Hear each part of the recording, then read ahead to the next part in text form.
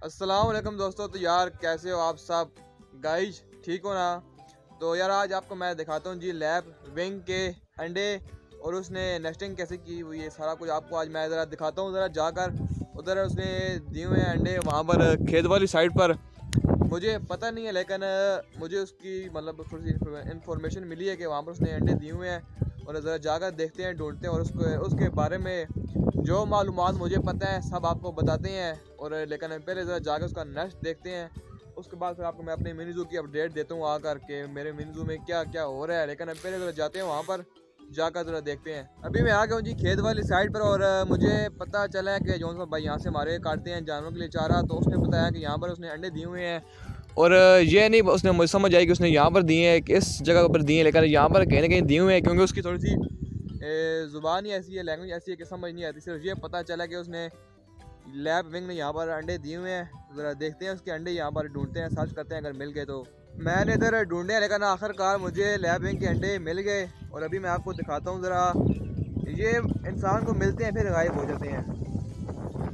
इधर गए, वो सामने पड़े हुए हैं अंडे। जाकर देखते हैं करीब से कि इसने कैसी नेस्टिंग की हुई है और इसकी नेस्टिंग कैसी है। ना भी में इसने कोई घास वगैरह रखा हुआ है।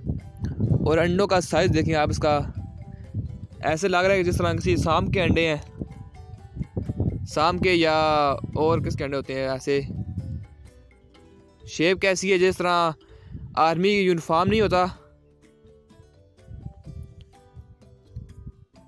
और पड़े हुए तो धूप में है, ना कोई ऊपर बैठा हुआ आगे परिंदा वगैरह।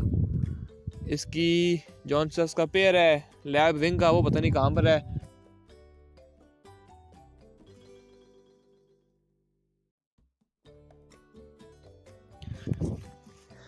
तो लैब विंग के अंडे मैंने आपको दिखा दिए। इसके अलावा इस परिंदे को कहते हैं जी इंग्लिश में, ये जो आप मेरे सामने परिंदा देख रहे हैं और जो आपने थंबनेल में देखा है, तो इस परिंदे को कहते हैं जी इंग्लिश में लैब विंग और उर्दू में इसको कहते हैं जी टटीरी। पता नहीं उर्दू में कहते हैं या पंजाबी में कहते हैं, लेकिन हम इसको टटीरी कहते हैं। और ये इसका आपको मैंने नेक्स्ट दिखा दी। ये वो वाहिद परिंदा जी जो कभी दरख्त पर नहीं बैठा और मतलब ना कभी इसने दरख्त पर नेस्टिंग नहीं की है। ज़ाहिर बात ये जब दरख्त पर नहीं बैठेगा तो ये नेस्टिंग भी दरख्त पर नहीं करेगा। और ये अपनी पतली पतली टांगे रात को आसमान की तरफ सोता है और बल करके सोता है ताकि आसमान नीचे ना आ जाए। ये इसका अपना कॉन्सेप्ट है और इसकी अपनी सोच है या कोई और मसला। लेकिन हम लोग तो यही कहते हैं कि ये मतलब ये अपनी टांगे इसलिए ऊपर करके सोता है ताकि रात को आसमान नीचे ना आ जाए। और इसके अलावा जी और ये मतलब रात भर पूरी ये जागता रहता है, ये सोया भी कभी नहीं है। इसकी आवाज़ बहुत तेज़ होती है, बहुत ये शोर डालता है। और इसके अलावा कभी कभी मैंने मतलब रात को व्लॉग बनाया तो उसकी अगर आवाज़ आई तो मैं आपकी आवाज़ सुनूंगा। इसकी रात को भी आवाज़ें आती रहती हैं, दिन को भी आती रहती हैं, लेकिन आज पता नहीं कहाँ पर गया हुआ है। वैसे भी आपने मेरे पुराने व्लॉग में इसकी आवाज़ें सुनी भी होंगी, तो लेकिन आज मैंने आपको इसका अदर नेस्ट भी दिखा दिया है। इसने मतलब 2 बड़े बड़े अंडे दिए हुए हैं। पहले तो ऐसा लगा कि सामने अंडे दिए हुए हैं, लेकिन जब उसने देखा है मेरे मतलब उसने जो था जानवरों की टेक केयर करता है हमारा उधर बंदा, तो उसने देखा लगा कि सामने अंडे, लेकिन जब उसने आगे शॉट डाला है तो पता चला कि ये अंडे तो इसके हैं। और बिल्कुल फ़ौजी का कलर है इन अंडों का, जिस तरह यूनिफॉर्म है फ़ौजी का इस तरह इनका कलर है अंडों का। और जब इसमें से बच्चे निकलेंगे तो मैं कोशिश करूँगा कि आपको मैं इनके बच्चे भी दिखाऊं, अगर तब तक ये अंडे सलामत रह गए, क्योंकि ये अंडे बिल्कुल खेत के दरमियान में रात को जानवर भी आते रहते हैं। और यहाँ पर तो हमारे इधर नेवला भी है जो तो अंडे छोड़ते ही नहीं है। तो देखते हैं अगर इसके अंडे सलामत रह गए तो फिर आपको इनके मैं बच्चे भी दिखाऊंगा छोटे छोटे। जब मैं कल व्लॉग एंड कर रहा था तो मैंने आपको बताया था कि ये मैंने देखें काटनी है, जो छोटी छोटी है और टेढ़ी हुई हुई हैं, तो मैंने कल नहीं काटी, बस टाइम ही नहीं मिला। और आज इनको काटते भी हैं और बड़ी देखों को मैं पीछे स्ट्रेच करके इनको सीधा भी करता हूँ, लेकिन सबसे पहले इनको छोटी छोटी को यहाँ से मैं काटता हूँ, उसके बाद फिर अगला काम शुरू करते हैं। बड़ी दरख्तों का भी हाल ढूंढते हैं। कोई इस दरख्त के अंदर माल्टे के पौधे के अंदर किसी परिंदे ने नेस्टिंग स्टार्ट की है या नहीं की, क्योंकि पिछले साल यहाँ पर एक परिंदा है ये वाला जिसका नाम है जी लुटेरा, जिसको हम कहते हैं लुटेरा। और इसका मैं नाम सर्च करूँगा, पता नहीं क्या नाम है इसका। इसने यहाँ पर की थी नेस्टिंग और उसने 3 बच्चे दिए थे। पहले तो उसने अंडे दिए थे, उसके बाद फिर यहाँ से बच्चे निकले थे। और ज़रा मैं देखता हूँ क्योंकि हर साल इस मेरे माल्टे के दरख्त पर नेस्टिंग होती है लाजमी। पिछले साल की थी लुटेरे ने, उससे पिछले साल की थी बुलबुल ने, और इस साल देखते हैं कौन सा परिंदा इस दरख्त पर आकर नेस्टिंग करेगा ज़रा, क्योंकि अभी तो इसके पत्ते इतने घने घने नहीं हुए, लेकिन जब इसमें पूरी बाहर आ जाएगी उसके बाद फिर यहाँ पर आकर परिंदे नेस्टिंग करना स्टार्ट करेंगे। और मेरे जो सर के बाल हैं वो भी फ़िलहाल ऐसे ही हुए हैं जिस तरह नेस्ट बना हुआ होता है। तो ये ना हो कि कोई परिंदा आकर मेरे सर पे नेस्टिंग करना स्टार्ट कर दे। अंडा बचे दिए हो मेरे सर पे आ गए उन्होंने। अंडरग्राउंड पिजन हाउस की खुदाई थोड़ी सी हुई है और ये सुबह मेरा आया है जी दोस्त उमर, उसने आकर थोड़ी सी की है, फिर बस कर दिया, पता नहीं कहाँ गया है, गायब हो गया, नज़र ही नहीं आया सुबह से। उसके बाद अगर आ गया तो फिर पूछेंगे कि भाई इतनी खुदाई करने की ज़रूरत क्या थी। ये तो मेरा आपने पूरा पिजन हाउस अंडरग्राउंड आपने कंप्लीट कर दिया है, तो भाई अब मैंने कहा यहाँ पर ला के काम करना है, क्योंकि उसने इतनी खुदाई की है कि यहाँ पर मुझे अब खुदाई करने की ज़रूरत ही नहीं है। इसके अलावा मेरे इस मिनी ज़ू के अंदर ये सारा एरिया मैंने साफ़ कर दिया है। ये गंदी बूटियाँ सारा गंद मान सारा मैंने यहाँ से निकाल दिया और अब सिर्फ रह गया है मतलब ये वाला प्लॉट थोड़ा सा, मतलब ये तो खैर साफ़ ही है, वो साइड सारी रह गई है, ये वाली साइड सारी और ये वाली साइड बस, और बाकी बकाया ये तो माशाल्लाह ही साफ़ सुथरा। ये वाला मेरा एरिया सारा बड़ा ही प्यारा हुआ है, ये वाला सही घास लगा हुआ है। मुझे घास लगाने की ज़रूरत नहीं है अपने इस मिनी ज़ू के अंदर, क्योंकि नेचुरली इतना घास लगा हुआ है जिसकी हद नहीं। बस थोड़ी बहुत सफाई करने की ज़रूरत पड़ती है, क्योंकि गंदे पौधे भी बीच में जड़ी बूटियाँ भी उग आती हैं, तो उनकी फिर सफाई करना लाजमी होती है। वैसे तो उधर मुझे घास लगाने की ज़रूरत बिल्कुल नहीं है। हाँ, जब परिंदे मेरे ज़्यादा होंगे तो फिर तो वो घास को छोड़ेंगे नहीं, उसके बाद फिर जो होगा वो बाद में देखेंगे, लेकिन फ़िलहाल तो मौजें हैं।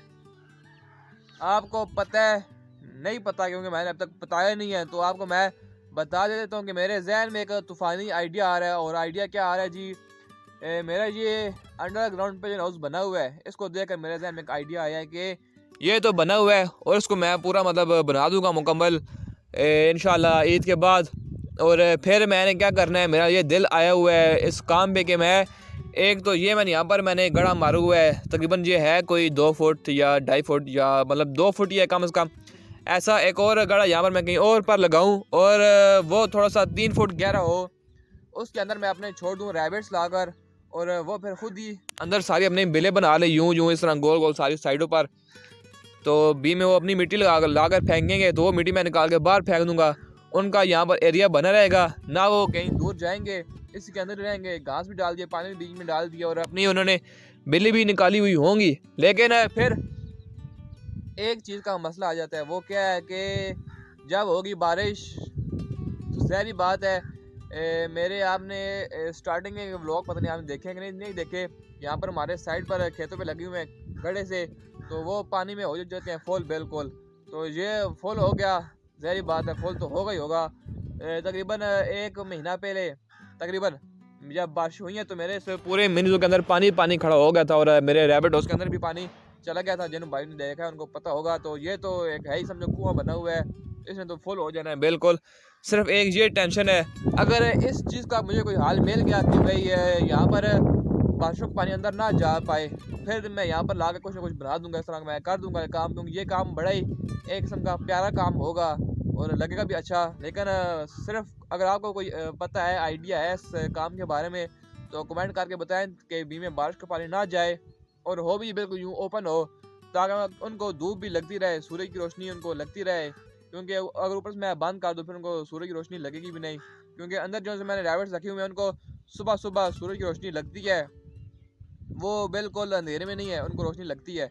और यहाँ पर मैं अगर ऊपर से कुछ ऐसा काम कर दूँ कि बारिश बीच में ना जाए, तो फिर तो उनको धूप भी नहीं लगेगी। और देखते हैं कुछ आइडिया लगाते हैं, क्योंकि मेरा तो बिल्कुल से कहते हैं ना पूरा दिल हुआ है ये काम करने में। और कुछ मशवरा भी लेते हैं अपने बड़ों से, क्योंकि बड़ों का मशवरा लेना अच्छा है। बाद में अगर कुछ गड़बड़ हो जाए तो बड़े ये नहीं कह सकते भाई तूने मुझसे मशवरा नहीं लिया था, इसलिए बड़ों से मशवरा भी ले लेंगे। कुछ आप भी कमेंट्स करके बताएं, कुछ अपना भी ध्यान लगाएंगे। यहाँ पर फिर रैबिट हाउस अपना हम बनाएंगे, एक होगा अंडरग्राउंड पिजन हाउस और एक होगा अंडरग्राउंड रैबिट हाउस। ये ना हो कि हाँ, अगर एक और काम बात भी है, मिसाल के तौर पर यहाँ पर मैंने बना दिया अपना ये वाला इधर रैबिट हाउस और सॉरी पिजन हाउस, और ये इस जगह पर मैंने अपना बना दिया रैबिट हाउस। तो रैबिट्स मेरे यहाँ से बिल करके अंडरग्राउंड आ जाएं जी पिजन हाउस के अंदर, शॉर्टकट रास्ता बीम से निकाल लेंगे और फिर मुझे क्या काम करना पड़ेगा, मुझे उनके लिए बनाना पड़ेगा वो साइड पर, ताकि वो अगर अपनी बेल बनाए भी तो वो फिर यहाँ पर ना आ पाएँ, क्योंकि काफ़ी दूर है इसलिए। लेकिन सोचते हैं, कुछ अपना ध्यान लगाते हैं, कुछ आप अपना ध्यान लगा के कमेंट करें, और कुछ बड़ों से मशवरे लेते हैं, फिर काम करते हैं। ज़रा मैं जाकर आपको अपने अंदर दिखाता हूँ रैबिट्स। पहले मैं अंदर से मुर्गी का अंडा उठा लूँ।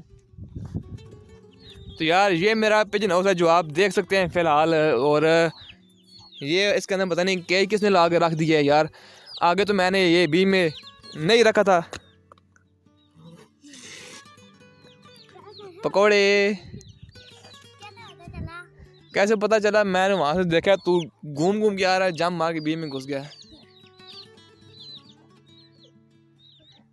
Happy birthday to you.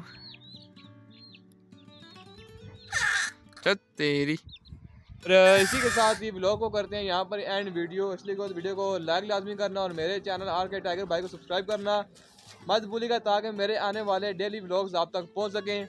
आज के लिए इतना ही, इंशाल्लाह मिलेंगे कल। अल्लाह हाफिज़।